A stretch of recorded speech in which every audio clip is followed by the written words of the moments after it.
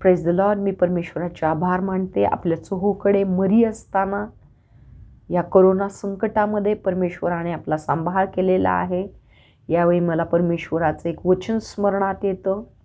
येशू ख्रिस्त मत्ती लिखित शुभवर्तमान 4:4 म्हणाले, मनुष्य केवळ भाकरीने नव्हे तर परमेश्वराच्या मुखातून निघणाऱ्या प्रत्येक वचनाद्वारे जगेल. प्रियांनो, आज आपल्यासाठी हे समय ते समय आहेत की आपण देवाच्या मुखातील वचनाद्वारे जगावं. आमेन. आज परमेश्वराने एक फार सुंदर विषय आपलं प्रेम प्रकट करण्यासाठी आपल्याला दिलेला आहे आणि आजचा विषय आहे God is our natural environment. परमेश्वर हाच आपल्याला जीवित राहण्यासाठी नैसर्गिक वातावरण आहे. आपण उत्पत्ती पवित्र शास्त्रातलं पहिलं पुस्तक याचा पहिला अध्याय काढला तर पूर्ण जगाच्या सृष्टीची रचना परमेश्वरानं स्वयं कशी केली याचं वर्णन आहे. या पहिल्या अध्यायातून जर आपण वचन 11 वाचलं तर वचन म्हणतं, जेव्हा परमेश्वराला सर्व प्रकारचे वनस्पती निर्माण करायचे होते, हिरवळ निर्माण करायची होती, तेव्हा परमेश्वर भूमीशी बोलला आणि भूमीने सर्व जातीचे वनस्पती उपजवले. याच अध्यायाचं आपण 20 वचन वाचलं तर वचन म्हणतं, परमेश्वराला जेव्हा जलाशय ही जीवजंतूंनी भरून जावी हे करायचं होतं, तेव्हा परमेश्वर जलाशी बोलला आणि जलानं सर्व प्रकारचे जलचर, जलामध्ये असणारे जीवजंतू उपजवले आणि जल जीवजंतूंच्या थव्यांनी भरून गेलं. परंतु आता ही एक सुंदर प्रभावी गोष्ट आहे. देवाला जेव्हा मनुष्य घडवायचा होता, देव सृष्टीशी बोलला नाही, देव स्वतःशी बोलला. आणि वचन 26 आपल्याला म्हणतं, मग देव बोलला, आपल्या प्रतिरूपाचा, आपल्या सदृश्य, आपल्या समानतेचा आपण मनुष्य बनवूया. प्रियांनो, तुम्हाला परमेश्वरानं त्याच्या समानतेत घडवलेलं आहे. हालेलुया. तुम्ही परमेश्वरासारखे आहात. हे वचन आपल्याला काय उपदेश देतं? प्रियांनो, आपण पाहिलं ह्या जगामध्ये कितीही मजबूत, हिरवेगार, फलदायक, सुंदर वृक्ष असले, परंतु त्यांना भूमीतून बाहेर काढलं, त्यांच्या नैसर्गिक वातावरणातून उपटून बाहेर काढलं तर ते वृक्ष सुकून जातील, मरून जातील, त्यांचं अस्तित्व नष्ट होईल. अगदी त्याचप्रमाणे कितीही सुंदर, रंगीबेरंगी, लहान किंवा मोठे जलचर घ्या, मासे घ्या, त्यांना तुम्ही पाण्यातून बाहेर काढा, त्यांच्या नैसर्गिक वातावरणातून बाहेर काढा, काही समयानंतर ते तडपडून प्राण सोडतील, मरून जातील. कारण त्यांना त्यांचं नैसर्गिक वातावरण, वनस्पतींना भूमी आणि जलचर प्राण्यांना जल महत्त्वाचं आहे. त्यांचं अस्तित्व त्यांच्या त्या नैसर्गिक वातावरणामध्ये आहे. मग आपलं काय? आपलं नैसर्गिक वातावरण कोण आहे? वचन 26 म्हणतं, आपलं मनुष्याचं नैसर्गिक वातावरण स्वयं परमेश्वर आहे. आपण जेव्हा स्वतःला देवाच्या उपस्थितीतून बाहेर काढतो, आपलं जीवन देवापासून वेगळं करतो, आपण आपलेच मार्ग धरतो, आपण आपल्या मर्जीनं जगायला पाहतो, आपण आपल्या नैसर्गिक वातावरणातून वेगळे होतो, आपण स्वतःला बाहेर काढतो आणि ते कारण ठरतं की हळूहळू आपल्या जीवनामध्ये मृतकता येऊ लागते. प्रियांनो, तुम्ही एक विचार करा, तुम्ही भूमीतून कोणताही वनस्पती बाहेर काढा, भूमीला फरक पडत नाही, भूमीच राहते, परंतु त्या वनस्पतीचं आयुष्य संपून जातं. तुम्ही कोणत्याही जलधारी प्राण्याला जलातून बाहेर काढा, जल हे जलच राहतं, परंतु त्या जीवधारी जलचराचं जीवन संपून जातं. अगदी त्याच प्रकारे आपण स्वतःपासून परमेश्वराला वेगळं केलं तर परमेश्वरच राहतो, पण आपलं अस्तित्व धोक्यात येतं. आज प्रियांनो, तुम्ही म्हणाल आम्ही जसे आहोत आम्ही जिवंत आहोत, आम्ही जसे आहोत आम्ही जगत आहोत. काही जण म्हणतील आम्हाला परमेश्वराची गरज नाही. परंतु प्रियांनो, आपण जे जगत आहोत ते जगणं आहे का? मी थोडा विचार केला. मला या जगामध्ये 3 गटामध्ये विभागलेले लोक दिसले. पहिला एक गट आहे की ज्यांना जन्मानं धन, संपदा, चांगलं नाव, चांगली ओळख किंवा या जगामध्ये लोक महत्त्व देतात तसं चांगला धर्म किंवा चांगलं घराणं मिळालं आणि ते स्वतःला फार मोठे समजतात. त्या गोष्टींमध्ये त्यांना जे मिळालं त्यामध्ये त्यांचं काहीही योगदान नाही, परंतु त्यांच्या मागे जो इतिहास आहे, त्यांना जन्मानं जो वारसा मिळाला, त्यामुळे ते फार गर्वामध्ये जगतात, अभिमानामध्ये जगतात.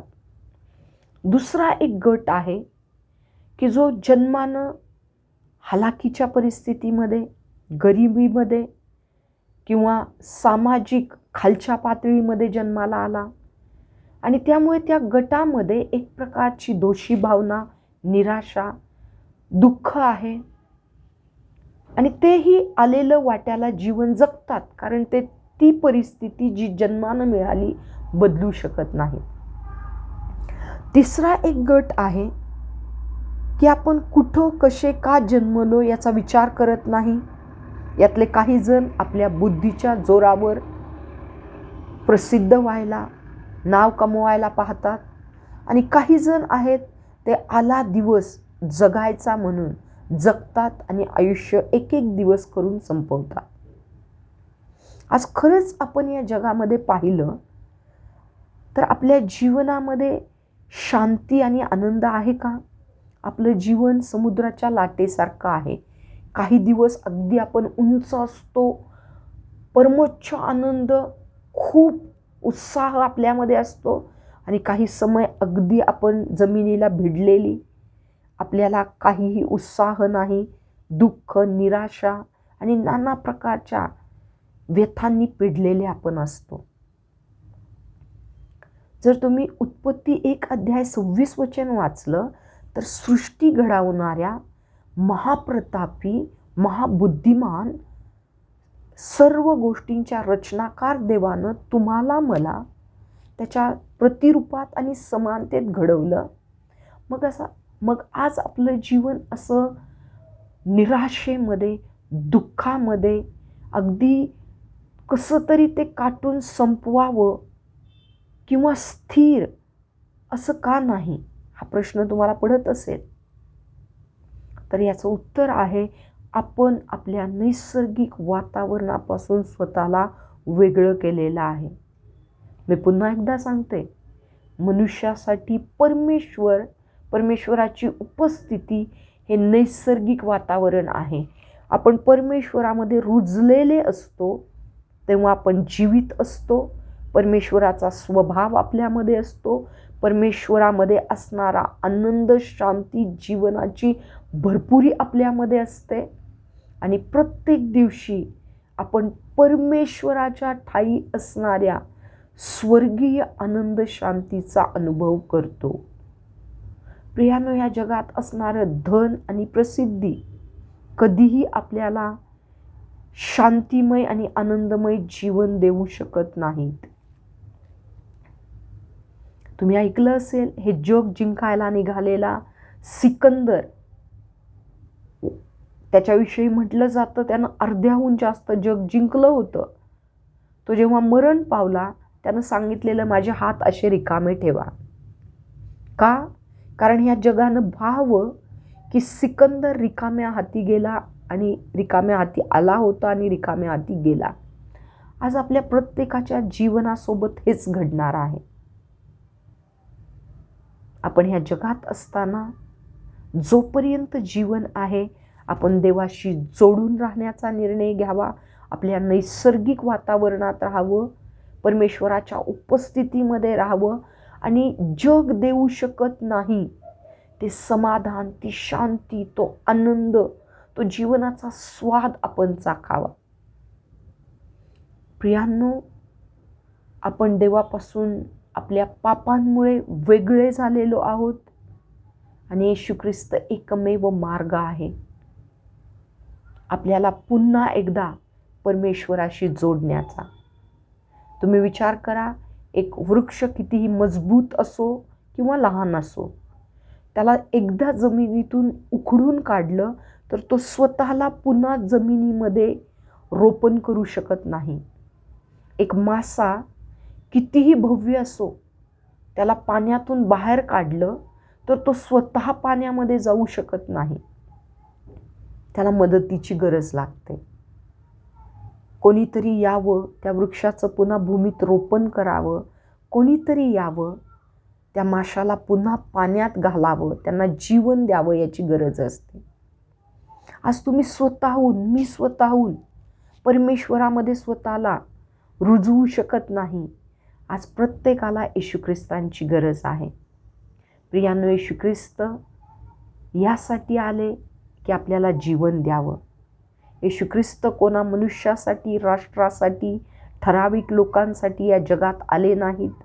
योहान लिखित शुभवर्तमान अध्याय 3:16 म्हणतं, परमेश्वराने जगावर, कोणावर? जगावर, जगातल्या सर्व मनुष्यांवर इतकी प्रीती केली की आपला एकुलता एक पुत्र दिला, येशू ख्रिस्त दिला, यासाठी की त्यावर विश्वास ठेवणाऱ्या प्रत्येकाला जीवन मिळावं.